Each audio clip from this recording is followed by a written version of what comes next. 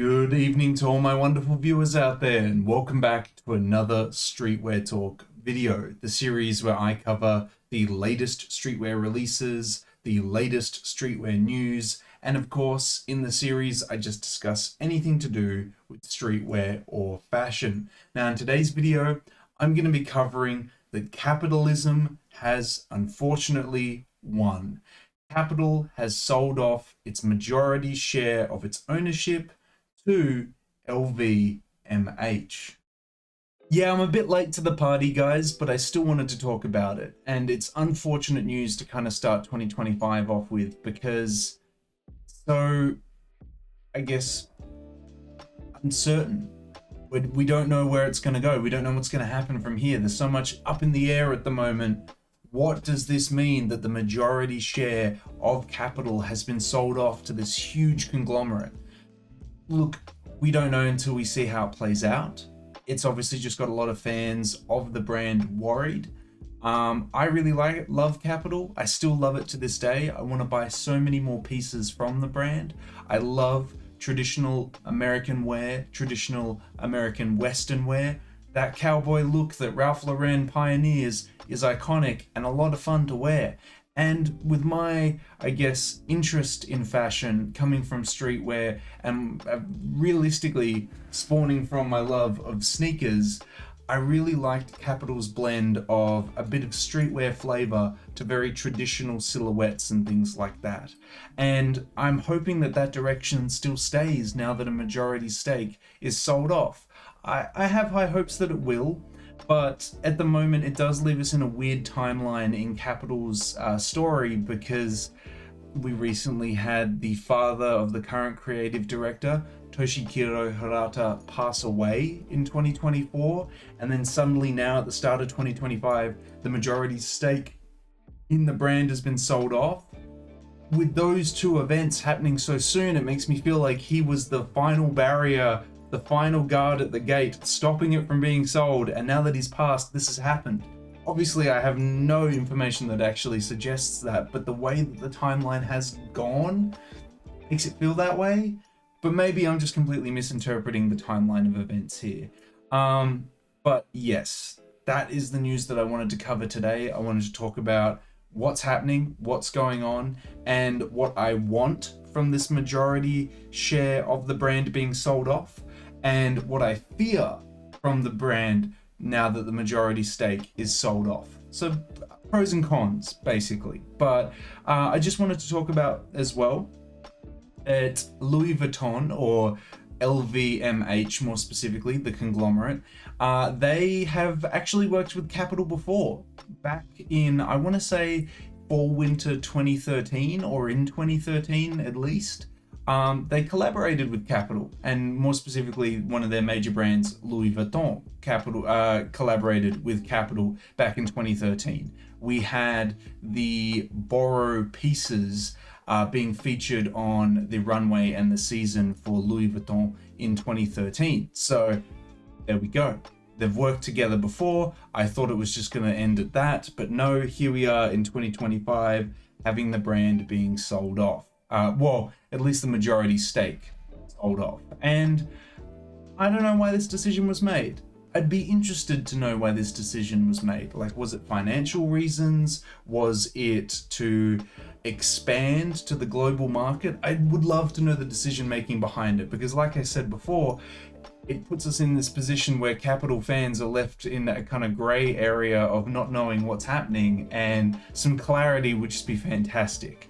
I have noticed that Kapital has been doing more runways recently, small runways, to show a lot of their collections. They've been doing that for over a decade now, but they've been pushing that more to the forefront on their social media to kind of show that they are doing it. So I feel like that's a really purposeful push to show that. And I don't know if that is to have the brand eventually build up into a fashion house and to have it be on the runway as a regular. I don't know what their intentions are, but maybe that is the reason why they sold a large stake in their brand, to open those doors to allow them to do that.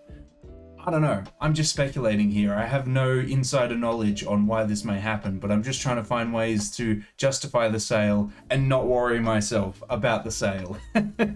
I mean, I suppose there's always vintage pieces I could buy if I was, still inclined to support the brand after, I guess, what happens in the future. But yeah, I don't know. I definitely do want to buy a bunch of their pieces still, though, at this current point in time. But what I want to talk about next is just what I want from this, major sale of their ownership being sold. And then I'll talk about what I fear about this. So let's get into what I want from this sale.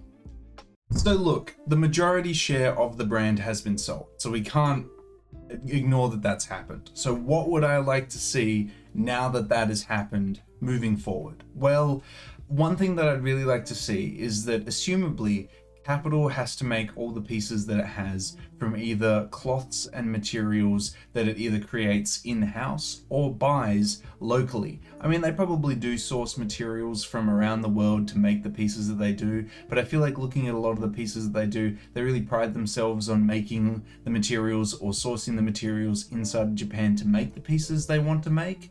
I hope that with this now large acquisition of their ownership, I hope that that opens the doors to LVMH's, I assume, massive material catalog and storage, because I'm going on some, again, big assumptions here. I assume these huge conglomerates not only have massive brands that they own, but also massive suppliers that they own, massive materials suppliers that they own. So I assume now that you're welcomed into the family, you're going to have access to those materials. I hope so, because I hope to see some really awesome pieces from Kapital moving forward with some materials that we don't regularly see, or materials that were only available to the family of LVMH.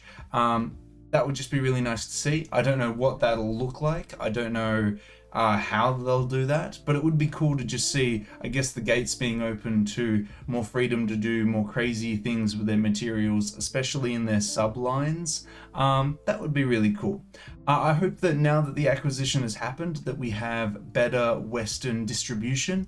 As you know, Kapital is a Japanese brand, and it primarily sells its pieces on its online store, which only ships inside of Japan. Outside of Japan, you have to buy it from boutiques that source it from Japan, and the retail price on that skyrockets because of the whole importing it, having to sell it at a higher price, etc. I'm kind of hoping that they open up their online store in Japan just so I can purchase it straight from them and have it shipped to me. But I might be asking a lot there, because there might be a lot of resistance from Kapital to actually do that, and LVMH may oblige by that. But just to allow me to have easier access without having to proxy all the pieces that I want over here, actually be a big plus to be able to do that. One thing I'd also like to see is that now that it's being bought by a huge conglomerate, I hope to see more size inclusion, because I'm a big lad. I haven't lost a lot of weight. I'm like a size 40 to 42 in pants. None of Kapital's pants are going to fit me anytime soon, because they're obviously making pants for Japanese people, not a big Australian Westerner. But I mean, I did see before they even sold off the brand that they were actually releasing denim in bigger sizes and actually striving to do more size inclusion. So it might just be pushed further with this majority share ownership being sold. But it'd be nice to see some pants in the big Western sizes, because I'd love to try out some of their denim, some of their other pants as well, and just see how they are and how they fit. One other thing that I would like to see is that hopefully some collaborations with some artisans that potentially weren't allowed before or are allowed to now that they're part of the family, collaborate with. I don't have anyone specifically. I don't hope that the collaboration idea consumes the brand like it's consumed a lot of brands where that's all they really do.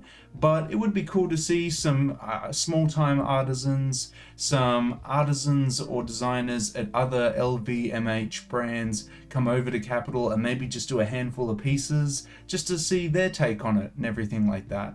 Not a requirement, but I'm keen to see that kind of thing, and maybe that would allow for that. But At the same time, if they didn't, if they just kept it, you know, blinkers on, kept their idea narrow, and just kept working at what they're really good at, I wouldn't complain if Kapital took that direction as well. But those are the things that I'm kind of hoping now that this news is broke and the majority share has been sold.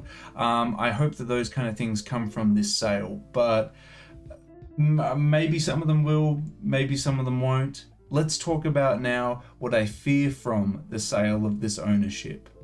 So what I fear from the ownership being sold off is that now they're going to have less control on the decisions that they make, because it's going to be LVMH basically being the decider realistically. And I really enjoyed, I guess, some of Kapital's freedom to do whatever they want. They made some political statements here and there over the past 10 years in some of their seasons and pieces. I feel like that's going to be really muted now that they're owned by a huge conglomerate. I feel like they're just going to have to abide by what all the other brands abide by, which is a bit boring. It also, I hope to not see it be super commercialized. So I'm hoping that, you know, LVMH doesn't knock on Kapital's door and say, hey, no more like 100 handmade pieces of this. I want them machine made, 500 of them, made as quickly as possible, and we're going to sell them higher than we used to sell them for. I would hate to see all those kind of things happen where we lose that handmade craftsmanship feel, and I would hate to see the quality go down, the price go up. It would be the worst case scenario for that kind of stuff, but it's a very real fear that you can have when a brand's, you know, sold off like this in a way. I would hate to see a lot of the, I guess, core elements of Kapital be removed now that the brand has been sold as well. I still want them to, you know, tap into silhouettes from the 20th century that were very American, still have a bit of that streetwear flair to their pieces. I don't want to see that whole image removed from the brand, but if it's not super appealing because, you know, streetwear is not exactly in its prime at the moment, and definitely a lot of other styles and things are, I would hate to hear a decision being made that they're removing that flair because it's not popular right now. That would be very disheartening to see. Those are kind of the things that I'm immediately thinking of at the moment on what I'm fearing from it. I'm really hoping that LVMH kind of just has their hands off and just lets them do whatever they want to do and helps them in doing things that they couldn't do before. It's a very, I guess, optimistic outlook on how this is gonna kind of go, but you have to. Right? You have to stay optimistic. It's something that's out of our control. We've just got to roll with the punches now and kind of see how this shapes up. But hopefully it shapes up for the better than the worse. And really, I'm just going to be along with the ride with you guys to kind of see how that goes. I'll still keep buying from the brand and definitely report back on how I'm feeling about the pieces moving forward and things like that. I'm hoping I don't have any quality concerns or anything like that moving forward, but I'll definitely report back to you guys and let you know as I'm buying more pieces and unboxing them on the channel and stuff like that. But yeah, I'd love to hear your thoughts and opinions on the sale of it. Do you think it's a good thing? Are you worried? Are you excited? How are you feeling about the sale of the majority ownership share of Kapital? Is it a positive? Is it a negative? Let me know your thoughts and opinions down in that comment section below. And that's everything I really have to say about the sale of the majority share of Kapital to LVMH. And look, maybe I'll establish more thoughts and opinions on it the further down the line I go with it, but yeah, it's worrying. I don't know how to react to it because we haven't seen any major changes after the sale. I've never seen it be a good thing.